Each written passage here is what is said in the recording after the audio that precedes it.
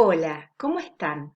Hoy vamos a trabajar un tema fundamental que es la continuación de la clase que les dio Verónica Fernández. Vamos a trabajar la sociedad de beneficencia, el modelo higienista de trabajo social, el Estado social, el modelo necesidades-derechos, la justicia social como principio, en el reconocimiento constitucional de los derechos sociales y la Fundación Eva Perón. Son temas fundamentales y ustedes ya lo empezaron a trabajar precisamente cuando vieron las estrategias de intervención y los modelos de acumulación en los dos textos del eje 2. Ahora bien, vamos a profundizar estos elementos, pero vamos a ir analizando la intervención profesional en cada una de estas etapas. No lo vamos a trabajar en forma lineal, sino lo vamos a trabajar desde una perspectiva histórico-crítica y decolonial, donde vamos a poder ir analizando algunos aspectos y cómo influyeron esos en las manifestaciones de la cuestión social y qué lectura hacía cada una de estas estrategias en cada momento histórico. Es un tema fundamental y ustedes no van a volver a ver la parte histórica. Por eso insistimos tanto en este aspecto. También lo pueden relacionar tal vez con la materia que están cursando también en este primer cuatrimestre, que es Historia Argentina. ¿Empezamos?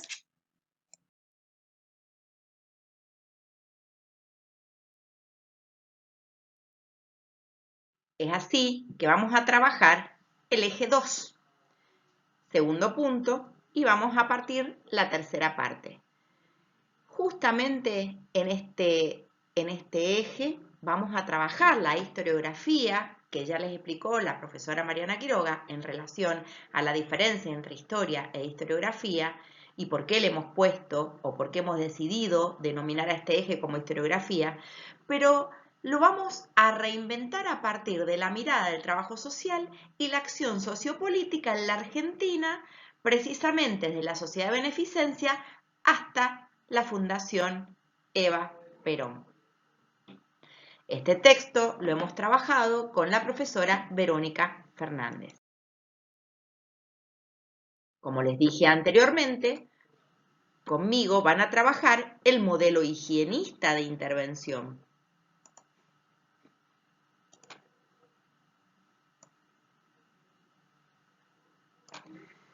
La sociedad de beneficencia, el Estado social, el modelo de necesidades-derechos, la justicia social como principio y reconocimiento constitucional de los derechos sociales.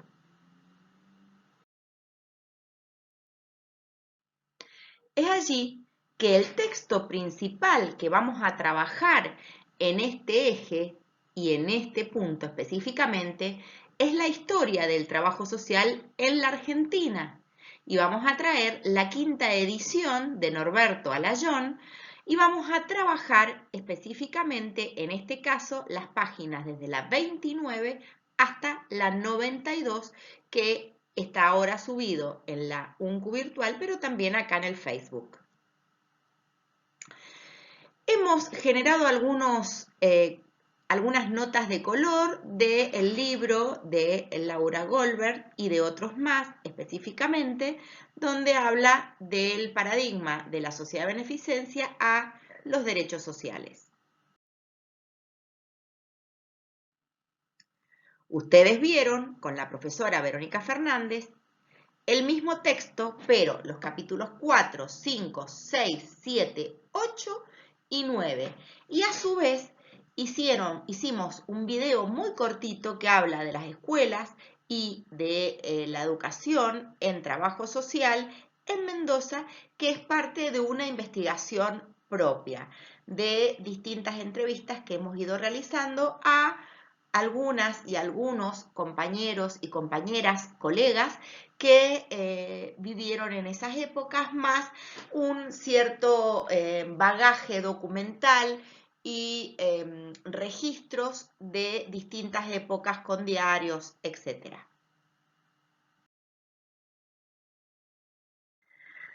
Ahora vamos al punto número 1, la sociedad de beneficencia. Vamos acá, ustedes van a ver en la foto, el Hospital de Rivadavia y la Casa de la Sanidad. Así, la Sociedad de Beneficencia en Buenos Aires. Esta es más o menos la foto de la época que pudimos rescatar. Vamos a empezar diciendo que en el gobierno de Martín Rodríguez, gobernador de Buenos Aires en 1820, unitarios, obviamente, ustedes lo están viendo en historia, el ministro de Gobierno y Relaciones Exteriores era Bernardino Rivadavia. Bernardino Rivadavia pertenecía a la burguesía comercial nacida específicamente del amparo de las políticas librecambistas y precisamente que representaban la riqueza y la concentración del poder y la riqueza de Buenos Aires en detrimento de las provincias que cada vez estaban sumidas en pobreza. Obviamente, ¿cuáles eran las ideas de Rivadavia? Representaban al liberalismo positivista del progreso y orden. Acá es importante que vayan relacionando este tema con precisamente los marcos interpretativos cuando empezamos a ver Augusto Comte y el positivismo. A partir de ello, ustedes van a ver que en el texto se hace relación inmediata a la burguesía nacional y cómo influyeron estas ideas. Es así que a poco de decretarse la independencia en el país, en Argentina, Bernardino Rivadavia creó en 1923 una institución que fue, la verdad que fue revolucionaria para su época, y la denominamos la Sociedad de Beneficencia. Así rompió con la tradición colonial que venía trayendo la Argentina hasta ese momento y precisamente Rivadavia, que fue el fundador, decidió que fuera el Estado en realidad el que se ocupara de la atención de los pobres y no la Iglesia. Por un lado, lo que querían hacer era que la Iglesia perdiera un poco de poder. A partir de ello, esta secularización de un ámbito, de este ámbito, digamos, como eran las instituciones de la caridad que hasta ese momento estaban bajo el dominio de la Iglesia, no solamente implicó esta novedad, sino generó otras novedades que eran realmente innovadoras para la época, que la administración de la sociedad de beneficencia no estuviera en manos de varones, sino precisamente en manos de mujeres. Y estas mujeres debían encargarse, además de otras obligaciones, de la educación de las niñas de la ciudad de Buenos Aires, que hasta ese momento no contaban con escuelas específicamente para ellas. Pensemos que en ese momento las mujeres no tenían derecho a la educación. Entonces también quedaron a cargo de estas mujeres la administración de algunos establecimientos caritativos para mujeres, para niños, la Casa de Expósitos, el Hospital Rivadavia, la Casa de Huérfanas, que hasta ese entonces habían estado a cargo de las órdenes religiosas masculinas. Fíjense, el Hospital Rivadavia es precisamente la imagen, la foto que les mostré en la diapositiva anterior.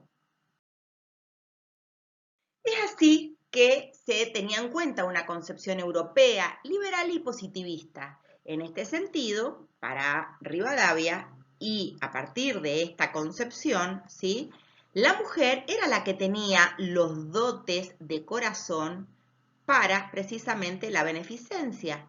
Pero también había un tema fundamental, la visión de la época en relación a la pobreza. ¿Cuál era la visión en relación a la pobreza? Que precisamente las personas en situación de pobreza se debía fundamentalmente, esto es muy importante, a la inmoralidad, es decir, las faltas de cada pobre, o por circunstancias adversas como enfermedades, accidentes, etc. La intervención consistía en convertir precisamente, fíjense cuál era la intervención entonces de la época, convertir a los inmorales en morales o evitar que caigan en esa situación de inmoralidad.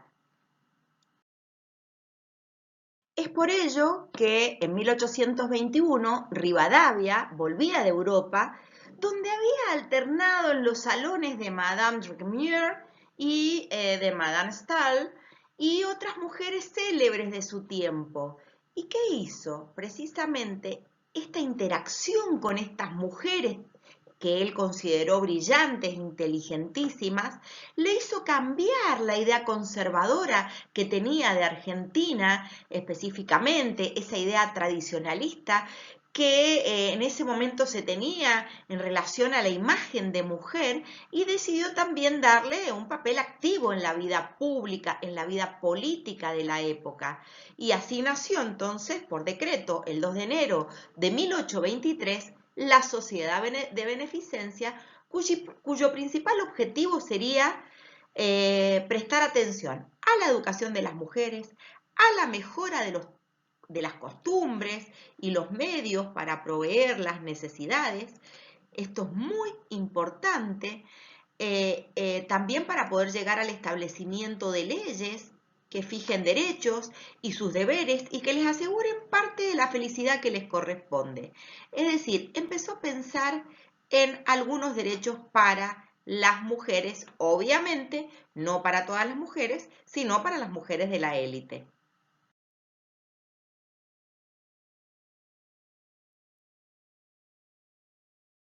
En 1822, el gobierno de la provincia de Buenos Aires sanciona la ley de reforma del clero y precisamente genera la abolición del fuero personal eclesiástico y de la obligación del diezmo. Esto es muy importante porque también se empieza a cuestionar la confiscación de las propiedades. Según algunos autores, esta ley se termina de desmontar el esquema institucional religioso de la asistencia social de la época colonial, es decir, cambia el esquema de intervención tal como ustedes lo veían en las estrategias de intervención del Estado cuando veíamos la estrategia confesional. Entonces, que era específicamente hacia alusión a esta época colonial. Es así que en 1822 es sancionada la ley de reforma del clero y fíjense los elementos fundamentales que vamos a trabajar en detrimento precisamente de las estrategias de intervención confesional. Primero va expulsando a las órdenes religiosas de la asistencia y empieza a limitar el poder y la participación de la Iglesia en la política.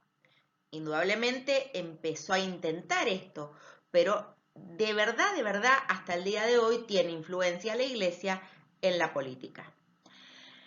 El 2 de enero de 1823, como les dije anteriormente, se crea la Sociedad de Beneficencia y empieza a tomar a cargo las instituciones que se le habían expropiado a la Iglesia, ¿sí? Y para que no se generaran tantos conflictos, le delega estas funciones a una asociación filantrópica que, entre comillas, era privada porque tenía autonomía en las decisiones, como en la administración de los fondos, pero que era sostenida con el aporte estatal. Fíjense qué contradictorio, era privada, era autónoma de las decisiones y también administraba los fondos, no tenía que hacer rendiciones, pero en realidad era sostenida con el aporte de todas y todos, es decir, con el aporte estatal. Entonces, en 1823, este presidente, Rivadavia, que fíjense qué grave, ¿no? Porque él era presidente argentino y plenipotenciario inglés. Es decir, que tenía un doble cargo.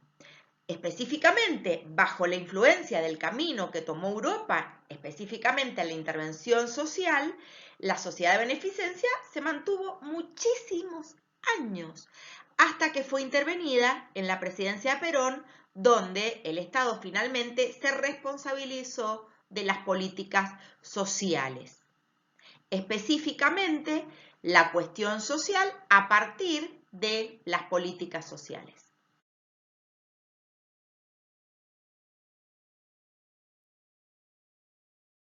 Entonces, fácil es imaginarse la resistencia que este proyecto tuvo en el comienzo, es decir, en una sociedad pacata, conservadora de la época. Entonces la estrategia que tuvo Rivadavia ante esa resistencia es de empezar a alentar a las mujeres, a las damas, en la necesidad de que éstas debían constituirse para hacer una oposición enérgica a lo que alguna vez trataran de ridiculizar cualquiera de las operaciones o actos de la sociedad. Es decir, empezó a generar procesos, ¿sí?, dentro del grupo de mujeres para que pudieran sostenerse y para que no se generara tanta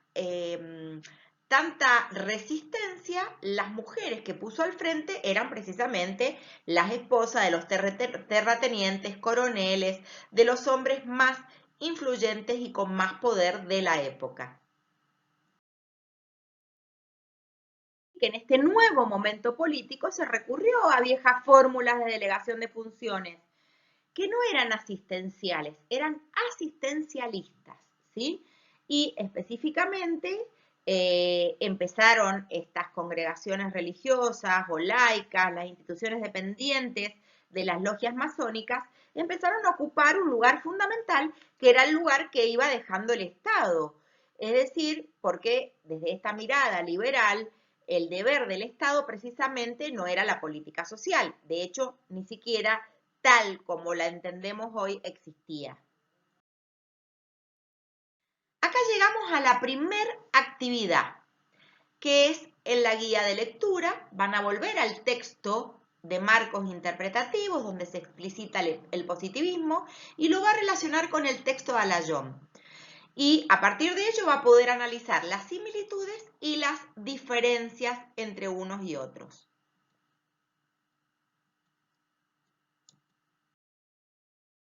Con respecto a la cuestión social, esto es fundamental porque acá ténganlo en cuenta para después cuando vayan al análisis de la cuestión social de la clase del eje 2, ¿sí?, puedan entenderlo, comprenderlo, ¿sí? Con respecto a la cuestión social, en América Latina se manifiesta de forma diferente a Europa.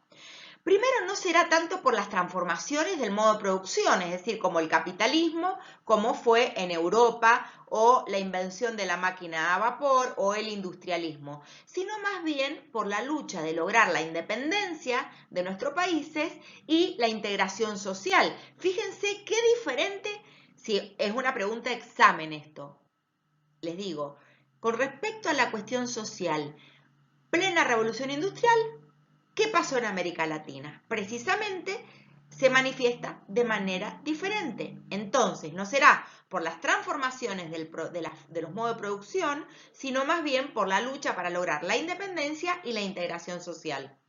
Pero en este esquema mundial, el polo industrial era Inglaterra. ¿Y qué requería Inglaterra? Por un lado, para Argentina, una doble función. Por un lado, y esto es fundamental, ¿sí?, requería para la Argentina una doble función: producir materia prima para las industrias y el consumo de los productos manufacturados. Con respecto a la cuestión social, hay otro tema fundamental. ¿En qué será similar? Y será similar desde la mirada, desde el liberalismo como la solución para moralizar, es decir, para estos conflictos que se veían en América Latina, ¿sí?, los inmigrantes, los conventillos, la solución que encontraron fue moralizar. Entonces, como metodología, era la moralización. Y si se tenía que moralizar, precisamente, las personas en situación de pobreza, los trabajadores, las trabajadoras, las personas que vivían hacinadas en conventillos, debían ser moralizadas porque en realidad para esta concepción eran amorales o inmorales. Concordante con esta lógica liberal, se ubicaban los supuestos sentimientos caritativos y generosos en la órbita de las obligaciones morales. ¿Esto qué significa? ¿Sí? Fíjense qué importante. Estos problemas sociales empezaron a adquirir un interés político. Ya no era un interés netamente social, era un interés político. Esto es pregunta de examen. Particularmente a fines del siglo, cuando algunos discursos manifestaban que estaban en juego la gobernabilidad y precisamente la beneficencia no podía tomar una forma extremadamente burocrática administrativa en el marco del Estado liberal oligárquico. Entonces se empezó a plantear otro tipo de estrategias como fue precisamente ponerla en manos de la sociedad de beneficencia. Según este esquema, atentaría en el plano de las ideas contra la función social del deber moral que encerraba. Y entonces acá hablamos de la moral laica o del deber moral.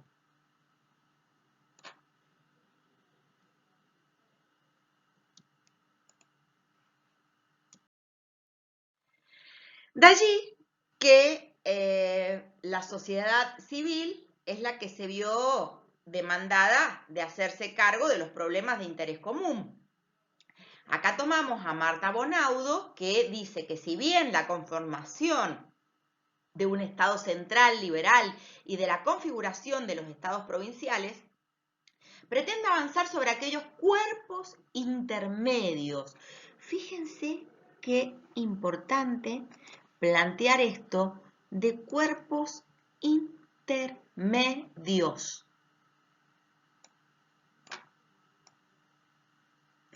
que podían interponerse entre el individuo y el Estado. Y acá empieza esta figura del intermediario, del mediador, entre los gestores que manifiestan una fuerte preocupación por el principio liberal de una sociedad autorregulada. Así entonces se estableció una especie, por decirlo de alguna manera, de contrato social, un nuevo contrato social entre los sectores, entre comillas, notables y los actores que ellos llamaban subalternos, por medio de la conformación de una serie de instituciones de beneficencia precisamente destinadas a atender, ¿sí?, el interés público, las demandas sociales, las situaciones específicas, a los huérfanos, a las niñas, ¿sí? Muy importante.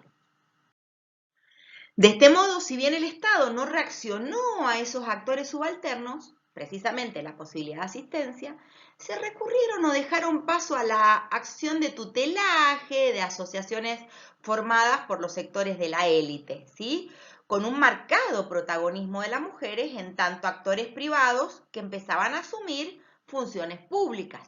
Para muchas, muchos y muchas, es la primera vez que la mujer empieza a tener, entre comillas, protagonismo en las decisiones públicas. En este sentido, las instituciones caritativas fueron un medio para dar una respuesta política, y esto sí es fundamental, ¿sí?, aún sin que éstas estén plenamente incluidas en la órbita estatal.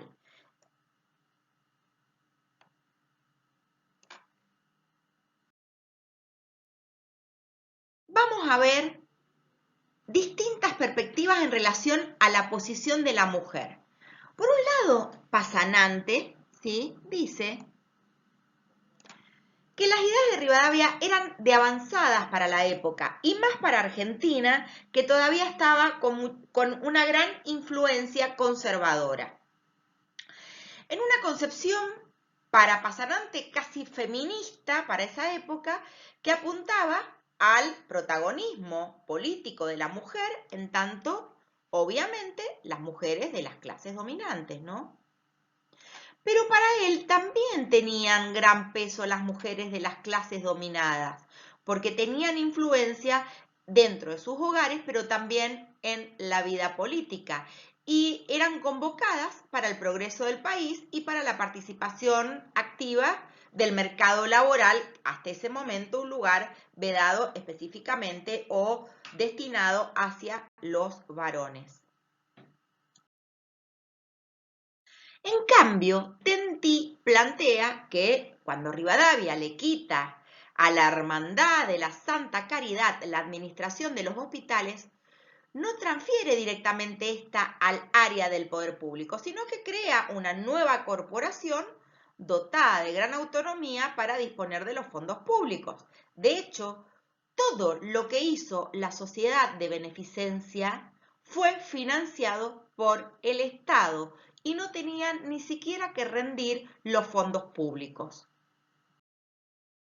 En cambio, para Tenti, la participación de la mujer está ligada a un papel moralizante y esto es fundamental, ¿sí? Porque este papel moralizante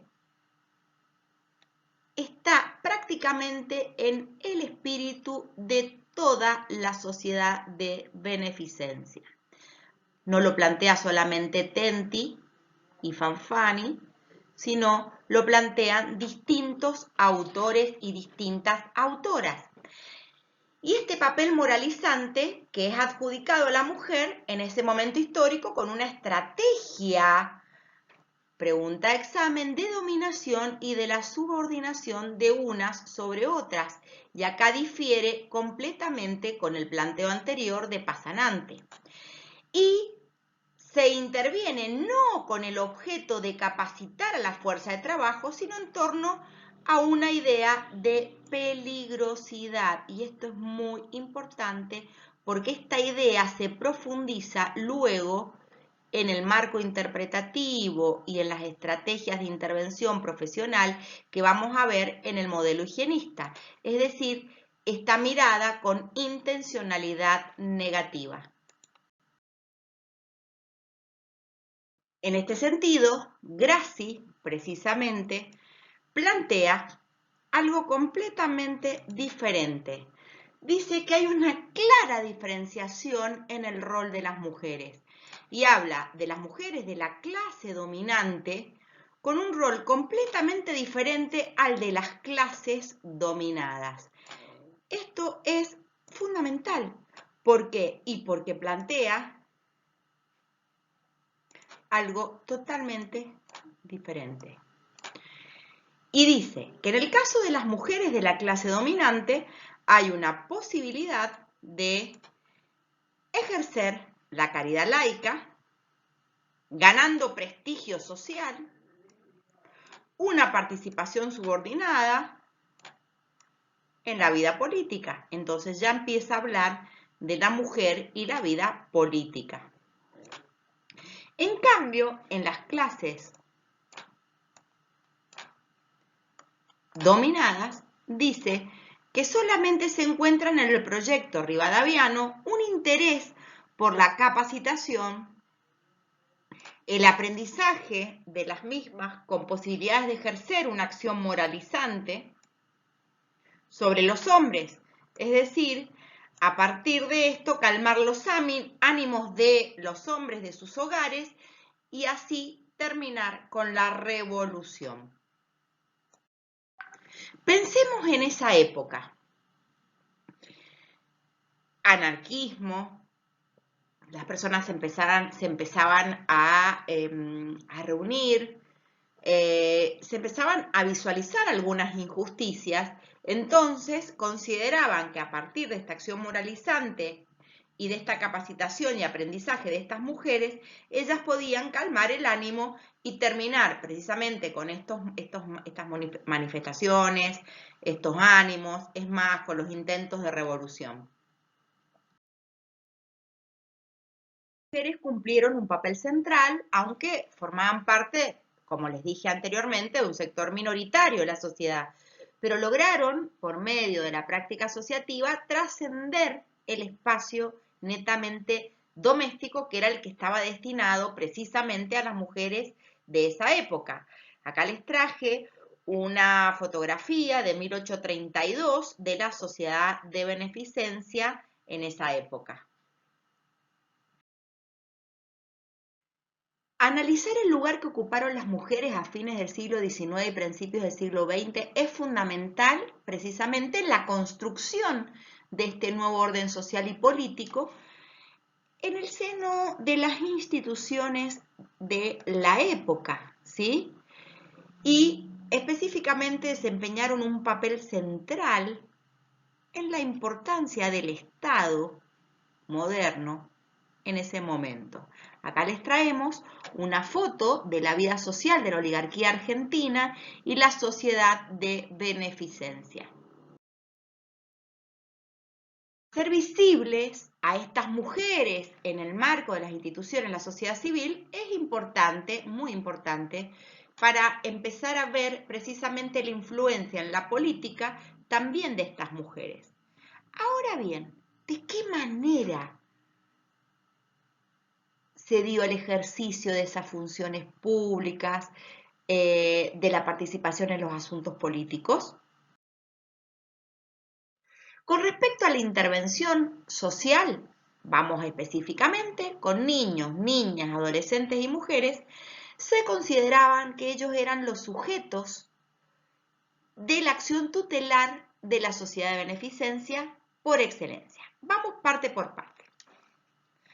Cuando hablamos de niños, niñas, en relación a los niños, los consideraban como carentes de capacidad para el raciocinio y por ende era preciso inculcarles valores morales. ¿Pero qué valores morales? ¿O cuáles eran los valores morales adecuados? La aceptación de su condición de pobreza, la no rebeldía, el no rebelarse, ¿sí? Para que se constituyan en hombres trabajadores, que no cuestionen, que adquieran la disciplina necesaria para el trabajo y en parte para agachar la cabeza. En relación a las niñas, eran sometidas al aprendizaje de la cocina, la costura, la obediencia, es decir, cómo obedecer al marido, pero también a ser tolerantes, a aguantar, a poder sostener el hogar pese o cueste lo que cueste. Y en relación a las mujeres, tenían que ser capaces de sostener y reproducir los valores del rol esperado por la sociedad de ese momento. ¿Y cuál era el rol de las mujeres? Específicamente el espacio privado y la familia. Ahora bien, esto que fue, como les dije antes, estamos hablando de mediados del siglo XIX hacia fines del siglo XIX, ¿sí? Hoy, en nuestras representaciones sociales, sigue vigente. Y esto es lo que se reproduce a veces a partir de los medios de difusión, a partir de las conversaciones y a partir de todo lo que se plantea en distintos lugares o en distintos ámbitos donde interactuamos. Entonces, la concepción, además sobre la mujer, era que si la mamá estaba bien instruida, fíjense, si la mamá estaba bien instruida, impartiría esos valores, esas virtudes a la familia y en las escuelas, administradas obviamente por la sociedad de beneficencia, se enseñaba a las niñas pobres sobre doctrina cristiana, lectura y costura.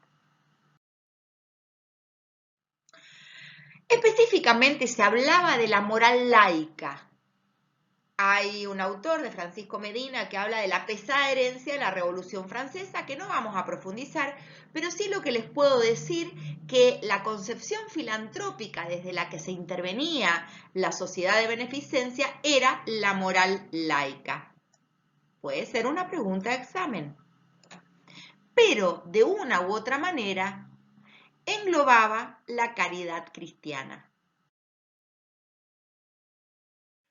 Ahora bien, ¿cómo se generaron conflictos con la Iglesia? ¿Cuál fue la estrategia de Rivadavia? Buscó damas de la élite porteña, como los dije anteriormente, ligadas a la clase dominante, esposas e hijas de gobernantes, terratenientes, diputados, militares, pero también tuvo en cuenta las características, entre comillas, morales y religiosas de la misma para que no generara tanta resistencia y se boicoteara la creación de la sociedad de beneficencia. El discurso inaugural, Rivadavia se refirió, fíjense qué importante, a la perfección moral de estas mujeres, al cultivo del espíritu del bello sexo, la dedicación del mismo a lo que se llama industria, es decir, planteó el carácter eminentemente femenino precisamente en relación a la industria, y obviamente fue dirigido a las mujeres de las clases dominantes y a las dominadas y se les encomendaba vigilancia para unas, es decir, vigilancia para las dominadoras y la educación de las dominadas. Y el papel de la mujer, en este caso, era un papel, como les dije anteriormente y ya varias veces, un papel netamente moralizador. Esta visión moralizante se vio reflejada en los premios a la virtud. Les queríamos traer esta anécdota porque realmente fíjense cómo se veía esta visión de Rivadavia en los premios a la virtud. ¿En qué consistían estos premios a la virtud? Era una recompensa en dinero a aquellas mujeres pobres, atendidas por la sociedad, que se destacaran por sus virtudes. Se reunía la élite porteña para premiar la moralidad, la industria, la honradez, el tesón, el amor filial de las clases dominadas y se premiaba con un premio en dinero, el sacrificio, la abnegación y un punto fundamental que era que ese sacrificio y esa abnegación tenía que estar acompañado con la aceptación de la pobreza.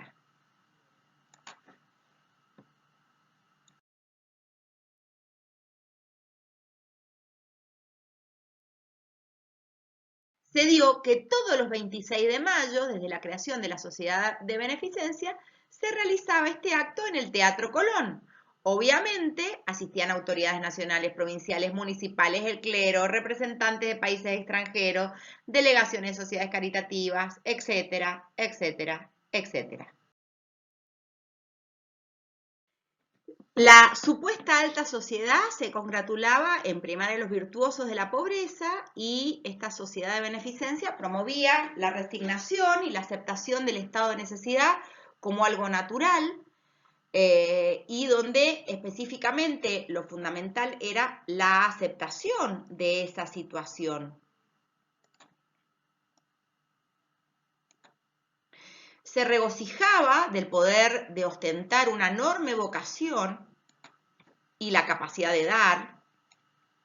Recibía además cuantiosas sumas provenientes de subsidios, del Estado, subvenciones, donaciones, pero la falta de programación y coordinación atentó contra la utilidad de los dineros públicos porque había una gran improvisación, derroche y de hecho incluso hasta actos de corrupción. Los objetivos estaban lejos de los verdaderos problemas de la gente. Les quiero traer las palabras de Alfredo Palacios, diputado socialista de esa época, que decía esto: 40.000 obreros sin trabajo, centenares de proletarios que consumen sus vidas en talleres malsanos, desprovistos de aire y luz, han menester de la caridad pública y privada. La sociedad de beneficencia está formada por encopetadas burguesas que consideraban deprimente acercarse a un conventillo y que dan fiestas y kermeses para exhibir sus trajes brillantes y alhajas. El pobre es lo último que se tiene en cuenta para estas caritativas. Nunca mejor dicho, retrató la imagen de la sociedad de beneficencia y las acciones de la sociedad de beneficencia con una frase. En el último cuarto del siglo XIX, la situación del país se había modificado, ya estaba consolidado el gobierno nacional, impone el modelo agroexportador y abriendo las fronteras a los inmigrantes europeos, por lo que, en este caso, Sarmiento, ¿sí?, tuvo gran resistencia a la sociedad de beneficencia, que se vio obligada en 1876 a entregar todos sus establecimientos educativos a la Dirección General de Escuelas, dependiente del Estado Nacional, e impuso una reforma en el régimen educativo por lo cual todas las escuelas pasaban a ser responsabilidad del Estado. En este sentido, acuérdense que trajo maestras estadounidenses y se instauró a partir de la ley 1420 la educación laica, gratuita y obligatoria en la Argentina, quitándole un gran poder a la sociedad de beneficencia. Por eso la sociedad de beneficencia se resistió a todo este impulso. En síntesis, vamos a la síntesis de la sociedad de beneficencia.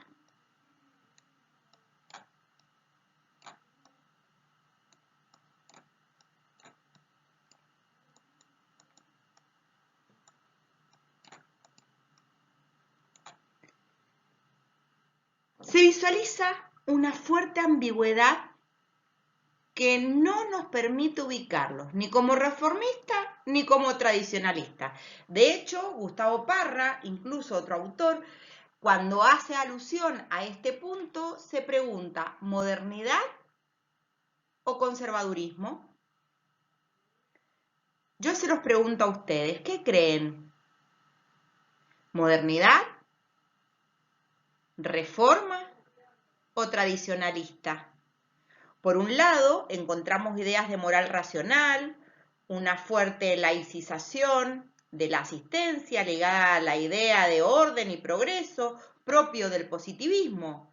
Pero por otro lado, se pone de manifiesto una concepción que entiende a la persona en situación de pobreza como aquel que debe su situación a una inmoralidad.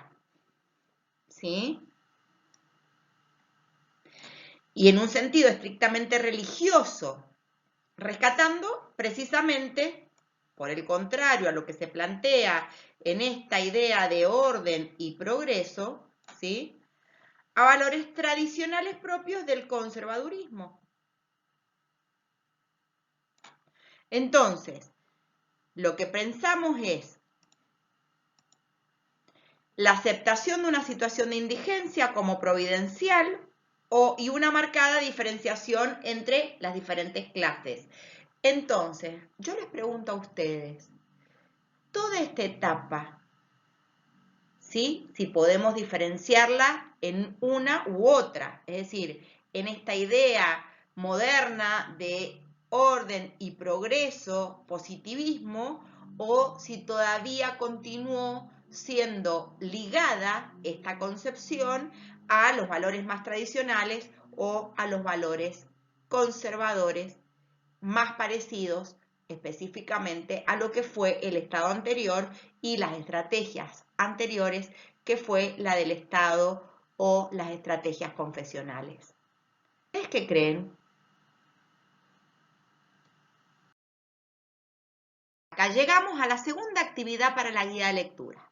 Van a retomar el texto de las estrategias de intervención y los modelos de acumulación, lo van a tener que relacionar con el texto de Alayón que están viendo ahora y van a ver cómo repercute en la profesionalización del trabajo social.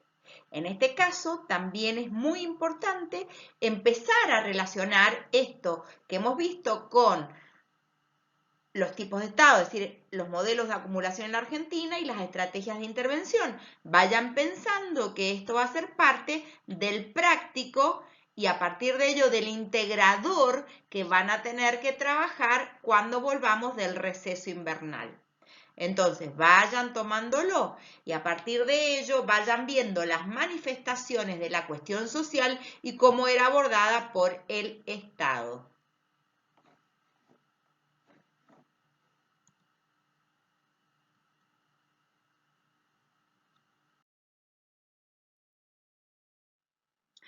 Vamos a otro punto fundamental.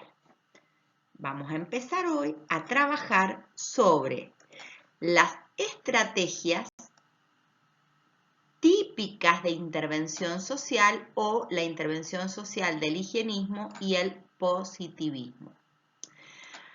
Vamos a hacer una breve introducción a este punto. El país de ese entonces se caracterizaba por tener una población escasa, bajos niveles de instrucción, es decir, una alta tasa de analfabetismo, en la llanura pampeana dedicada a la ganadería, con una poca calidad ovina, una producción agrícola solo destinada al consumo local y finalmente una gran dificultad para transformar, en realidad para transportar los productos del interior a los puertos para ser exportados a los mercados extranjeros, especialmente a Gran Bretaña. Este es el contexto de ese momento. Un gran exponente del higienismo argentino fue Guillermo Rawson. Ustedes van a ver que hay muchísimas calles que se llaman Rawson en Mendoza, que se le puede decir que es el padre del higienismo en la Argentina, ¿sí? Esta intervención social del higienismo y el positivismo, vamos a ver que empieza en el último tercio del siglo XIX, casi siglo XX, encarado por médicos, intelectuales y políticos con distintas concepciones ideológicas, liberales, socialistas y católicos, pero al mismo tiempo querían dar respuesta a la cuestión social tal como la leían ellos, de una manera racional, con la influencia fuertemente del positivismo, a diferencia de lo que se planteaba en la sociedad de beneficencia, que si bien vienen con las ideas liberales y con las ideas de orden y progreso, en realidad nunca tuvo el tamiz que tiene este momento histórico. Desde esta última corriente, el positivismo consideraba que la única fuente de explicación para la conflictividad social era la ciencia. Fíjense qué importante, vayan y relaciónenlo con los marcos interpretativos. Y ahí se van a dar cuenta cómo esto está influenciado por el positivismo y el funcionalismo. Y a partir de ello, las clases dirigentes que adherían a esta consideraban un punto fundamental, que es la palabra inadaptación, inadaptados, desviados, ¿sí? Específicamente inadaptados o desviados del orden social establecido. Que el orden establecido y el sistema estaba bien, lo que había que hacer era adaptar a los inadaptados, a los desviados, para que puedan funcionar en sociedad. Y esto tenía que ver con otros parámetros que después Foucault, fantástico, cuestiona y hace dulces de leche, con los criterios de normalidad y anormalidad. ¿Sí? Que ya vamos a trabajar cuando veamos en el último eje el trabajo social tecnocrático, los criterios de normalidad, anormalidad. Entonces acá, fíjense, empezamos a trabajar este criterio adaptado, normal, y el que no se adapta es, entre comillas, anormal. Entonces, el concepto cambia.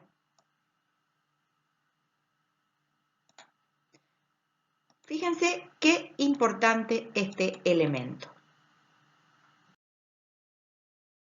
Este movimiento higienista proviene, como dice la palabra, de la concepción de higiene.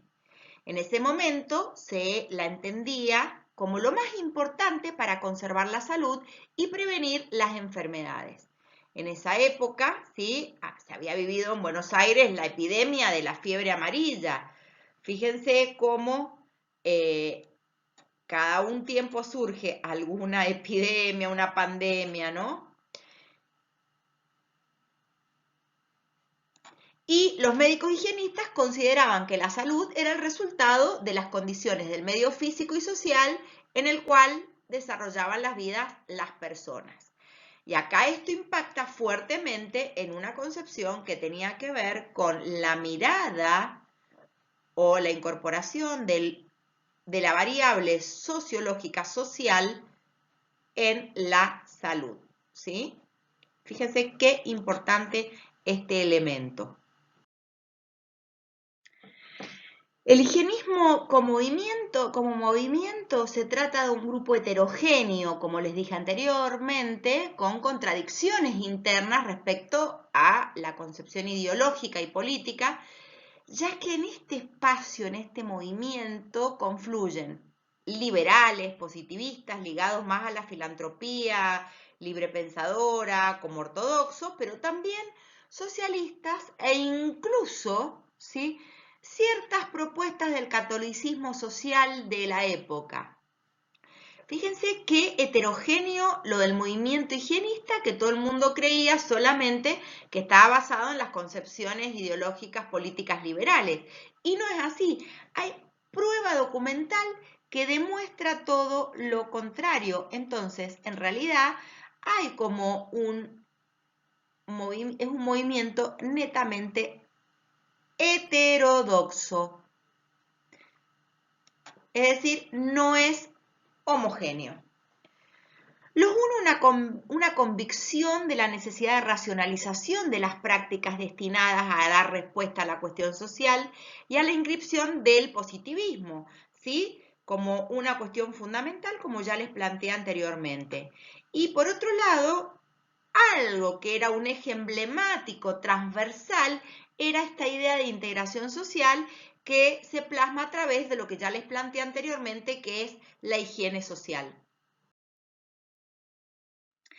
En este caso, la lógica de intervención de este modelo es la racionalidad científica como un elemento fundamental, alejándose un poco de estas cuestiones más místicas, religiosas, o tenía que ver con una explicación más que de la moral, sino una racionalidad científica que empezaba a enhebrar el campo de la intervención social, que empezaba a teñir la intervención social, intentando comprender así las manifestaciones de la cuestión social, pero desde una óptica positivista, explicar científicamente las manifestaciones de la cuestión social de la época. De esta manera, entonces, obviamente, va a demandar profesionales como sujetos más capaces para desarrollar esta intervención. Y acá surgimos nosotras y nosotros como profesionales, pero también que tengan argumentación teórica de cómo construir una nueva nación, y así se da lugar a la consolidación de las instituciones académicas que forman una formación sistemática para el ejercicio profesional del trabajo social.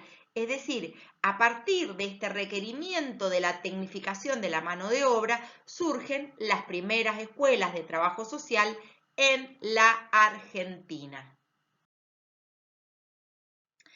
Si vamos al campo problemático y lo analizamos en relación al campus problemático, como diría Bourdieu, ¿cuáles son los problemas en los que se enfoca la intervención del higienismo entonces?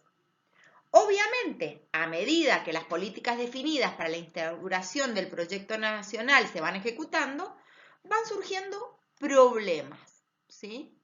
Esos problemas generan diferentes respuestas de la clase dirigente del momento.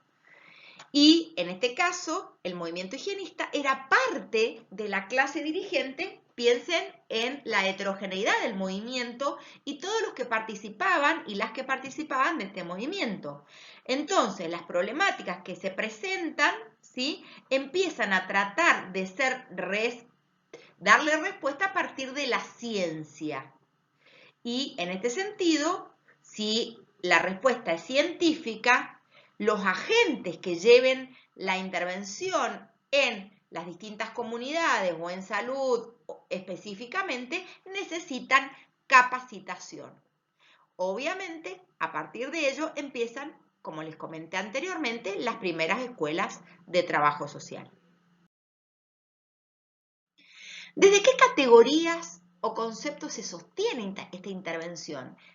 perdonen que vaya profundizando el tema y ya empiece a hablar de categorías, pero esto vayan pensándolo para el examen, ¿sí?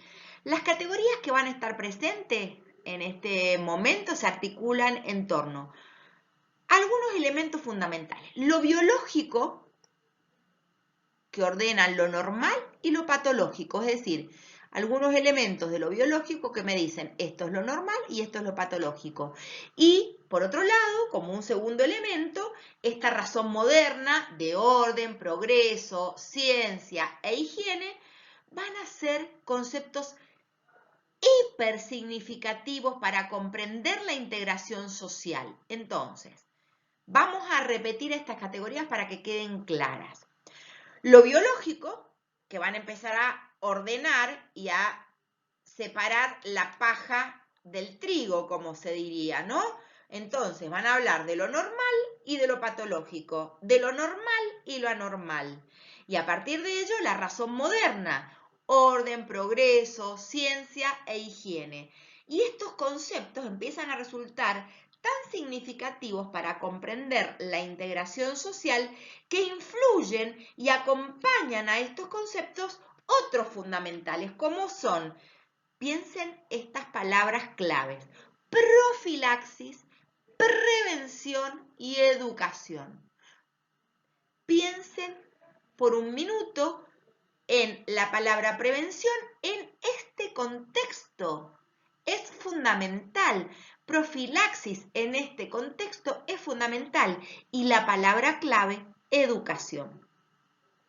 Pero también va a tener una fuerte presencia de otras categorías que tenían que ver con esta mirada negativa hacia la población, es decir, que esta población que pone en riesgo, ¿sí? Que pone en riesgo el orden y el progreso deseado. Pregunta de examen. Y esto lo vimos en el anterior: delincuente, vago, criollo, es decir, categorías de sujetos que representan todo lo que corresponde a la alteración del orden social.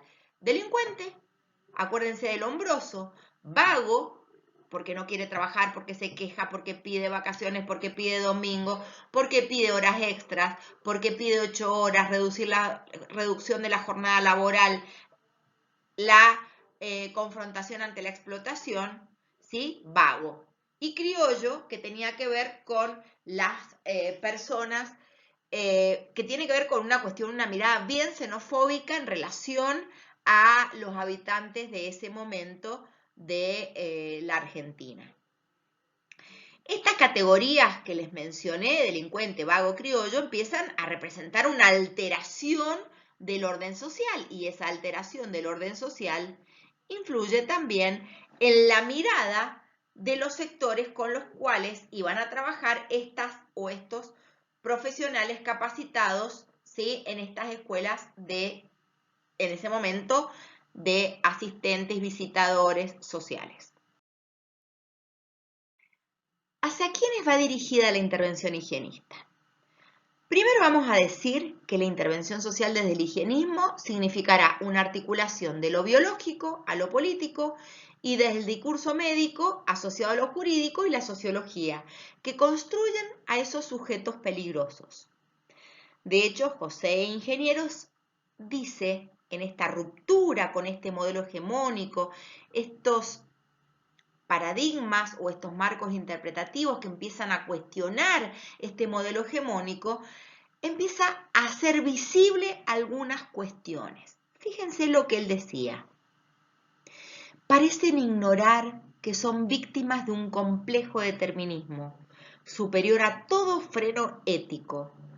Súmanse en ellos los desequilibrios transfundidos por la hereditariedad mórbida, las deformes configuraciones morales plasmadas en el medio social y las mil circunstancias ineludibles que atraviesanse al azar en la abrupta travesía de la existencia. Es decir, quedaba claro que estos determinismos biologicistas sobre las manifestaciones, sobre las personas o las manifestaciones en la cuestión social, empezaban a ser puestas en relieve por algunos intelectuales de la época. En este sentido, fíjense la influencia que tenía la Escuela Italiana de Criminología, como les dije antes, a Lombroso, la cara delincuente, que se empieza a penetrar, también estas situaciones también al ámbito académico. La hipótesis higienista es de que son las condiciones del medio físico y social las causantes de la enfermedad y que las mismas ponen en peligro a toda la sociedad. Entonces lleva a los protagonistas del movimiento a centrar su análisis y propuestas en dos lugares. Por un lado la vivienda y por otro lado el taller. Es decir, que específicamente se empezó a pensar en la intervención en estos dos ámbitos. El hacinamiento, las condiciones generales de vivienda, la pobreza, los conventillos empiezan a preocupar. Acuérdense lo que les planteé anteriormente de la fiebre amarilla, ¿sí? La malaria, bueno, la tendencia, entre comillas, que ellos hablaban, alcoholismo, los malos hábitos, la prostitución y específicamente que esto empieza a plantear que tenían que evitar la circulación de estas ideas anarquistas. Entonces, la manera era, entre comillas, reeducar, entre comillas, higienizar, entre comillas, plantear y rever las condiciones de vida. Así, el doctor Carbonell hace hincapié en la medicina preventiva y expresa que la cuestión higiénica y la cuestión social están indisolublemente ligadas. Y que acá empieza a hablarse de la acción de la visitadora de la higiene que permitirá conocer tanto las condiciones de vida del hombre enfermo, el sano, y tendrán como función principal la educación. Además, destaca que la función del trabajo social o de las visitadoras de higiene en ese momento era tener en cuenta la situación vivenciada y prevenirla. Y menciona en todo su texto toda la larga experiencia en Inglaterra y en Estados Unidos. También se tiene en cuenta los estudios que estaban dirigidos exclusivamente a las mujeres, fundamentando la importancia de la labor de las mismas en la asistencia social o en las visitas domiciliarias. Y a partir de ello empiezan a plantearse espacios institucionales, por eso hablamos de la institucionalización del trabajo social en la Argentina, en los que empezaron a desempeñarse en las escuelas, ¿sí? Y en distintos hogares, dispensarios o en, por ejemplo, los conventillos, etc. El concepto se extiende entonces a la moral, porque las conductas también son posibles de ser higienizadas. Fíjense la palabra, las conductas son posibles de ser higienizadas. Esto se trasladará al ámbito académico y el gobierno lo va a tomar como una preocupación social en la que hay que tomar medidas de prevención. Esto también va a influir en la dimensión económica y política, ¿sí? Específicamente en la generación del 80 tan llamada Roca, Juárez Elman Roca, que ustedes lo pueden haber visto en historia, se plantearon distintos objetivos para contrarrestar las amenazas que habían al orden nacional y específicamente desde los sectores dominantes se buscaba poblar para gobernar, es decir, traer habitantes civilizados de otros países como Francia e Inglaterra, que ya se los consideraba que los existentes, los que estaban en el país, criollos, aborígenes, no eran aptos para cumplir con el proyecto nacional tal como lo pensó la generación del 80. Y desgraciadamente esto culminará con lo que se llamó o se denominó la campaña al desierto, que fue la masacre y el genocidio del general Roca en 1878 a los pueblos originarios de la Pampa Húmeda. En cuanto a la dimensión ideológica y cultural, es decir, el sistema de ideas para que vayan relacionando con los marcos interpretativos, estaba en auge la corriente positivista y específicamente se planteaba el método científico que se aplicaba en las ciencias naturales y que se podía desplazar hacia las ciencias sociales, tal como los vimos en los marcos interpretativos.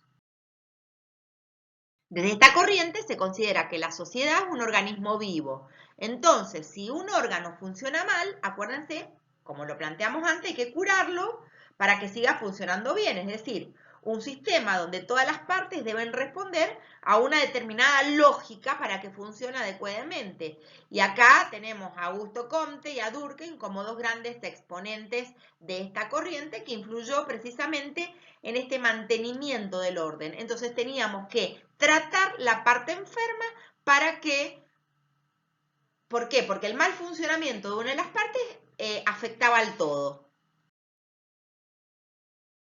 La corriente además toma desde la biología la teoría de la evolución, donde se considera que sobrevive el más fuerte. Por eso vieron que en el otro todo les puse lapicito y acá les puse un martillo, ¿no? Un martillo de piedra. O un instrumento de piedra que servía para golpear.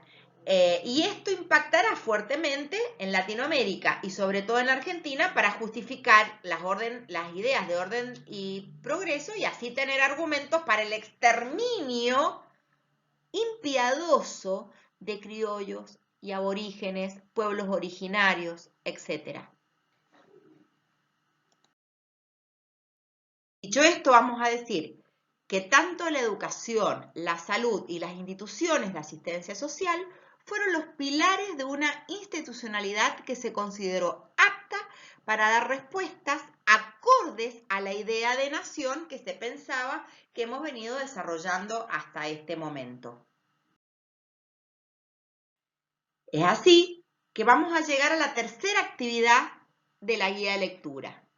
Vuelva al texto de marcos interpretativos donde se explicita el positivismo, el funcionalismo y relaciónelo nuevamente con el texto de Alayón, explicite las similitudes y las diferencias en esta etapa y rescate las manifestaciones de la cuestión social de este momento.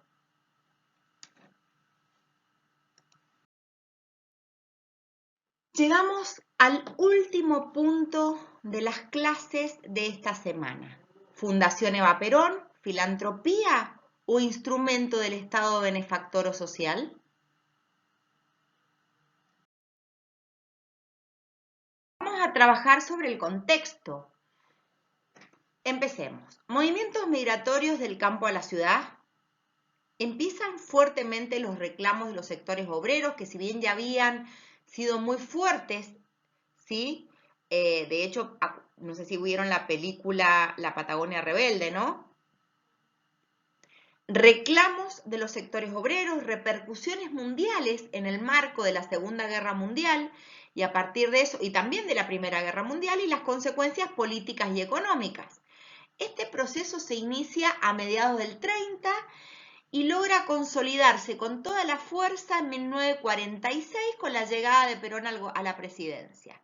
Por ello es importante, ¿sí?, para consolidar este modelo sustitutivo de importación, es decir, el industrialismo, como modelo, otorgar la fuerza o la idea de fuerza al mercado interno, es importante diferenciar la primera etapa de este modelo sustitutivo de importaciones a la segunda etapa que se le llama Estado social. De hecho, hay algunos autores que no consideran que correspondan al mismo modelo, ¿sí?, de acumulación. De hecho, dicen que no es el mismo precisamente. La asistencia social desarrollada por el Estado se combina con la asistencia que desarrollan los organismos privados específicamente y en este sentido las organizaciones sindicales complementan el accionario estatal. Y esto es muy importante porque esta es una parte del trabajo social que nos han negado en la historia. Nuestra relación como trabajadoras y trabajadoras sociales a las organizaciones sindicales, que empezaban a complementar el accionario estatal por medio de servicios médicos, turismo social, cooperativas de viviendas y mutualidades. De hecho, Fíjense que la asistencia social estaba dirigida a aquellos que no se encontraban cubiertos por los sindicatos o las organizaciones del Estado, y que ya era atendida específicamente por la Fundación Eva Perón. La formación que después cerraron todas las escuelas que generaron los gremios, que eran escuelas de educación sindical o eran escuelas para asistentes sindicales, que tenía que ver con esta mirada del trabajo social desde la perspectiva gremial o sindical. Y esta parte mucho tiempo fue negada o fue realmente silenciada. Obviamente las dictaduras hicieron mellas y sobre todo la proscripción de uno de los partidos que específicamente implementaron todo este tipo de escuelas. ¿Qué pasaba en el trabajo social? Todo esto muchas veces se silencia, se hace invisible, se anula. Había un punto fundamental que era la organización de células mínimas. Estas células mínimas, ¿sí?, estaban integradas por trabajadoras o trabajadores sociales, se llamaban asistentes sociales, que desarrollaban su labor en los conventillos, en los ranchos, se encontraban dirigidas a suplir necesidades urgentes específicamente ante las emergencias, inundaciones, terremotos, etc. Y la incorporación de las personas que les llamaban ellos los humildes en la solución de sus propios problemas, generando procesos de concientización y procesos de participación. Y esto es fundamental. Todo esto se nos ha negado. Y fíjense lo que decían en estas células mínimas las y los asistentes sociales. Solamente los humildes salvarán a los humildes. Y esto obviamente escandalizaba a la aristocracia. ¿Ustedes qué creen? Estas frases justamente escandalizaban a la aristocracia de la época, ¿no? Pero lo cierto es que el papel desempeñado por trabajadores y por la gente común fue innegable y específicamente habla de un grado amplísimo de participación activa, de participación social. Específicamente, habían mediadores en, por ejemplo, el cartero de los correos de las barriadas, por ejemplo, tenía una doble función. Entregaba las cartas a los familiares, a los amigos del interior y a la población inmigrante, a estos que la oligarquía le llamaba los cabecitas negras. Ese conocía al vecino y sus necesidades y así se organizaba barrialmente, es decir, comunitariamente. En consecuencia, había un interlocutor válido que era como un asistente social, que sería como un mediador entre la población y la fundación. Y estos atendían y comprendían su propia cultura, su propia situación y trabajaban con todos los actores y las actoras del barrio. A su vez, obviamente, tenían una fuerte concepción política, no se va a negar esta situación. Habían audiencias públicas, lo que hoy le llaman cabildos abiertos, ¿sí? Y esta organización estructurada para atender las demandas de lo que la sociedad oligarca consideraba los grasitas, ¿no? Y que se realizaba por medio de un equipo de asistentes sociales que, fíjense qué importante, analizaban la situación personal, la urgencia de los pedidos, se expedían con un informe en el plazo que tenían un plazo para poder hacer el informe y expedirse sobre la situación. No podía pasar más de 10 días con el caso o con la situación para resolver. Y específicamente era una nueva manera de operar bajo un lema que es fundamental. Y esto es pregunta de examen. La Fundación Evita Perón hablaba: ¿ayuda social? Sí. ¿Limosna? No. Y empieza a romper con esta mirada que se había implementado durante todo el periodo anterior y que, por supuesto, fue monopolizado por la sociedad de beneficencia. Esta ayuda social estaba alejada de la filantropía, alejada de la beneficencia y aún más alejada de la limosna. Y a falta de un término más preciso, se utilizaba el de ayuda social en ese momento, ¿no? No se hablaba de asistencia solamente, sino se hablaba de ayuda social. En el libro La razón de mi vida, si vamos a las bases de 1951, Eva habla en el capítulo Limosna, Caridad o Beneficencia, dice, fíjense, no es filantropía, ni es caridad, ni es limosna, ni es caridad social, ni es beneficencia. Ni siquiera es ayuda social, aunque por darle un nombre aproximado yo le he puesto ese. Para mí es estrictamente justicia. Lo que más me indignaba al principio de la ayuda social era que me calificasen de limosna o de beneficencia. Fíjense cómo se alejaba en parte en su libro, ¿no? Cómo se alejaba en parte, yo ahí les puse la cita porque es específicamente textual del libro La razón de mi vida de Eva Duarte. Digo, ayuda social sí, limosna no. E incluso cuestionaba el nombre ayuda social, ¿no? Y empezó al tiempo a hablar de justicia social. Continuando con el pensamiento de Eva Perón acerca de las diversas formas de ayuda, sigue diciendo, fíjense, porque la limosna fue siempre para mí un placer de los ricos, el placer desalmado de excitar el deseo de los pobres sin dejarlo nunca satisfecho. Y para eso, para que la limosna fuese aún más miserable y más cruel, inventaron la beneficencia y así añadieron al placer perverso de la limosna, el placer de divertirse alegremente con el pretexto del hambre de los pobres. La limosna y la beneficencia son para mí ostentación de riqueza y de poder para humillar a los humildes. Y muchas veces todavía, en el colmo de la hipocresía, los ricos y los poderosos decían que eso era caridad, porque daban eso, creían ellos, por amor a Dios. Yo creo que Dios muchas veces se ha avergonzado de lo que los pobres reciben en su nombre. Mi obra no quiere ser esa caridad. Yo nunca he dicho ni diré jamás que doy nada en nombre de Dios. Fíjense qué palabras maravillosas, empieza a cuestionar, fíjense hasta la intencionalidad de la caridad y la filantropía.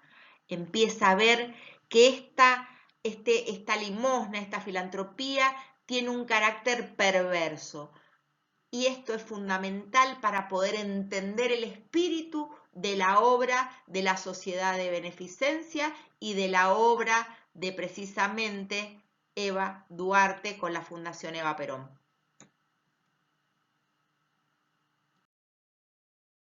Existe una opinión generalizada en el trabajo social de que el cuestionamiento a la caridad y a la beneficencia, a la filantropía y a las diversas formas de vida social tradicionales proviene de la época de la reconceptualización o del movimiento de reconceptualización en la década del 60.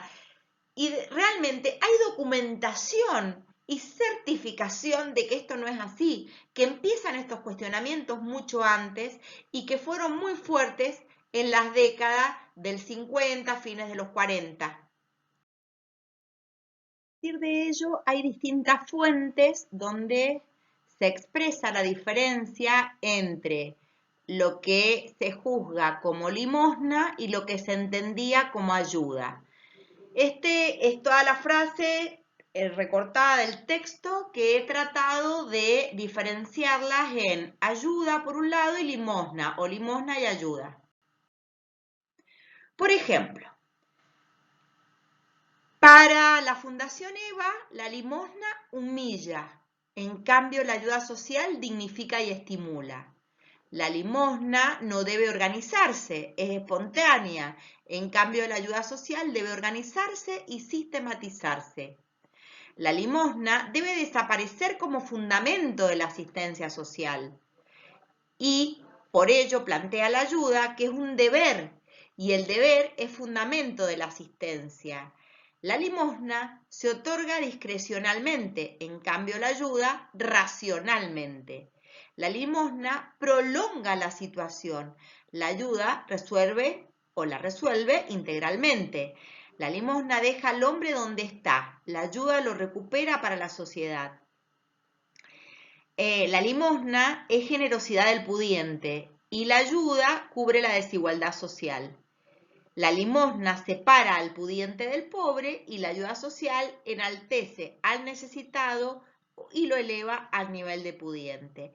En síntesis, la limosna es vista como algo esporádico, como algo a voluntad, y la ayuda social es justicia social, es un deber del Estado.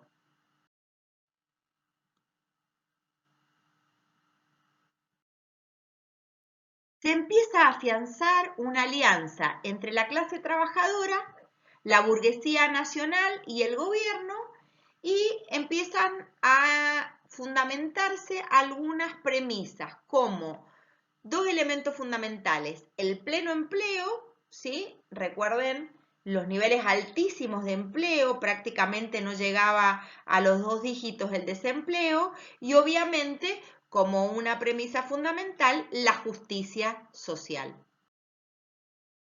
Es así que en este escenario se va a diseñar y ejecutar las intervenciones para la respuesta a las demandas sociales. Si detrás de una necesidad hay un derecho, el Estado va a confeccionar los pilares necesarios para lograr que todas las necesidades sean convertidas en derecho.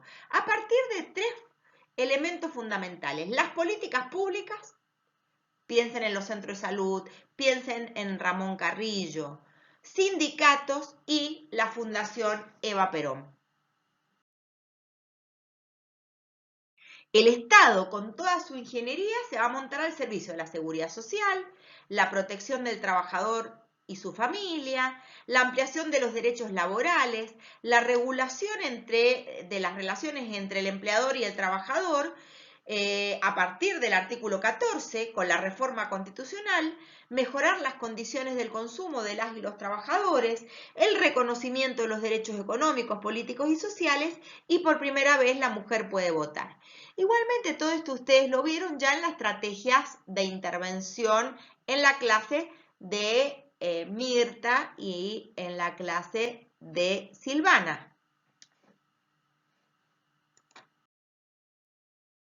La relación entre el Estado y el pueblo se empieza a construir una real diferenciación con los gobiernos anteriores, pero también empieza con cada vez más fuerza el enfrentamiento entre la oligarquía y el movimiento peronista, y se empieza a notar fuertemente este enfrentamiento en los discursos oficiales. En este sentido, se accionó en propiciar la toma de conciencia de las poblaciones y se empezó a plantear el término desarrollo de capacidades.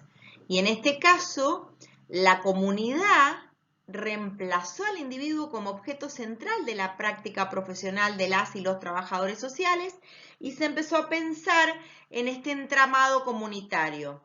Él o la sujeto necesitado, en ese momento es definido desde el lugar de marginal, pero ya no delimitándose como el objeto de la caridad, sino como delimitándose como un sujeto colectivo y comunitario. Fíjense qué concepciones fundamentales que se empezó a trabajar desde el trabajo social en esta época. Ya el golpe del 55, las sucesivas proscripciones del peronismo, el poder político que asumieron la aristocracia y específicamente las asistentes sociales más ligadas a la tradición asistencialista, empiezan a reinstalar este enfoque más desde el higienismo, más positivista, desde el cientificismo, más imperante en el mundo académico, y ocultaron así este término, el comunitario, etcétera, como otra manera de entender y de ejercer la ayuda social que se había planteado en la formación académica del trabajo social en esta época. Y fíjense que fueron eficaces en este ocultamiento porque durante muchas décadas y décadas no se reivindicó la formación académica del trabajo social, de las y los trabajadores y trabajadoras sociales de la etapa que estamos trabajando en este momento. Es así que al trabajar con las comunidades, las y los profesionales de la acción social acompañaban a la comunidad para que ellas mismas, ¿sí?, pudieran determinar las necesidades sentidas y a partir de ello motivar a los pobladores, a los ciudadanos y a las ciudadanas a trabajar con el esfuerzo para lograr superar esas necesidades. Es decir, sobre todo aportar a este esperado proceso de desarrollo que ellos hablaban. Y acá se empieza a plantear también una nueva concepción y una nueva mirada de la cuestión social. Tienen que ir tratando de relacionarla con esa clase. La politización de las asistentes sociales y de los asistentes sociales durante el Estado Social argentino no puede desconocerse, pero la verdad que estuvo oculta durante mucho tiempo, creyendo que justamente esta mirada política y el reconocimiento de lo ético-político había surgido prácticamente de la mano del movimiento de reconceptualización. Pero en realidad, mucho antes que esto, durante todo este estado, las asistentes y los asistentes sociales pensaban y actuaban en términos políticos.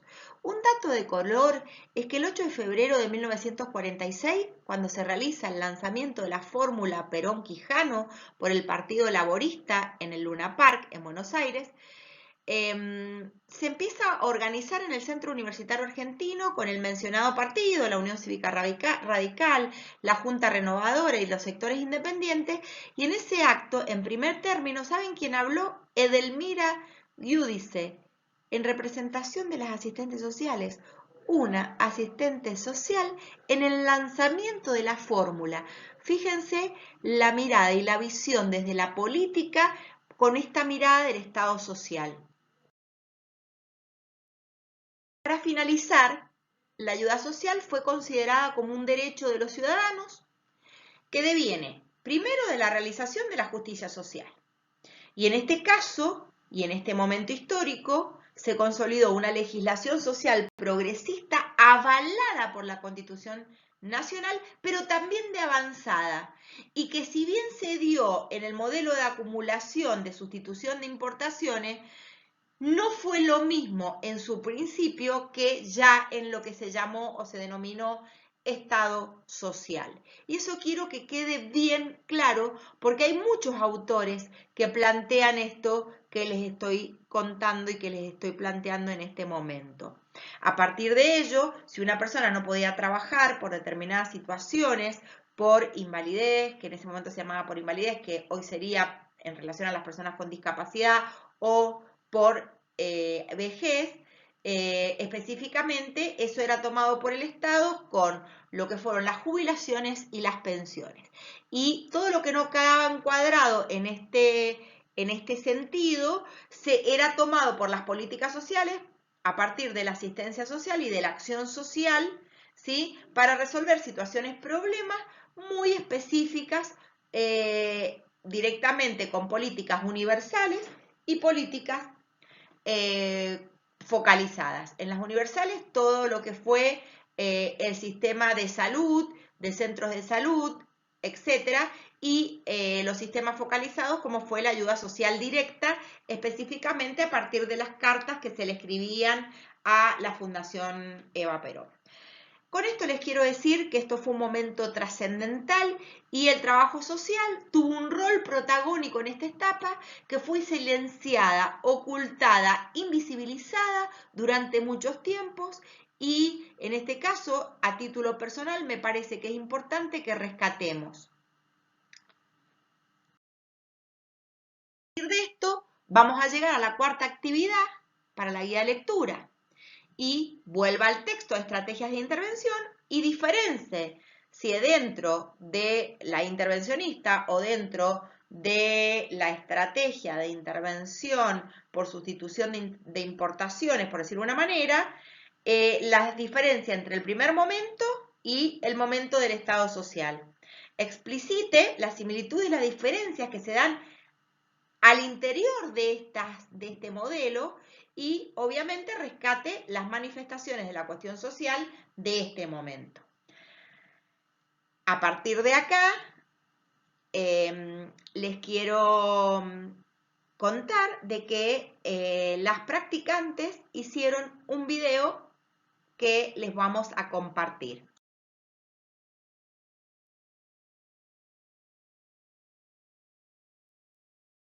Las dictaduras en Argentina, las presiones del mercado y de la banca financiera internacional, las presiones de los medios de concentrados de poder y de producción, pero también los medios de comunicación, que empezaron a hacer tambalear este Estado social, dando paso a lo que fue el desarrollismo y con el paso al neoliberalismo.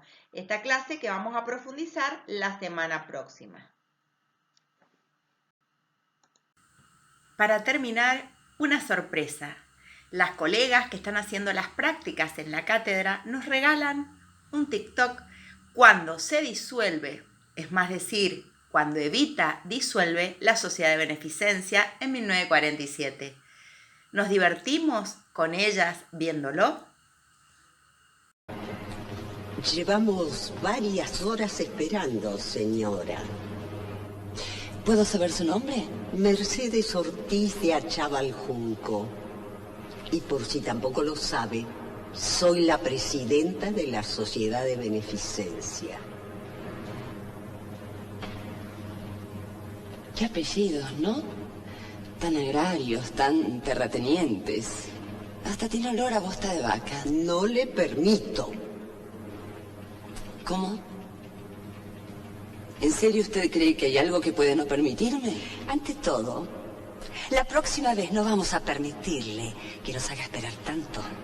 ¿Su nombre, señora? Guillermina Bunge, de Moreno. Más bosta de vaca. Yo no las necesito, ¿está claro? Es más, somos enemigas. Así que la próxima vez no van a esperar 3 horas. Van a esperar muchas más. Tanto que ni siquiera van a ser recibidas. De modo que es mejor que no vuelvan. Buenos días.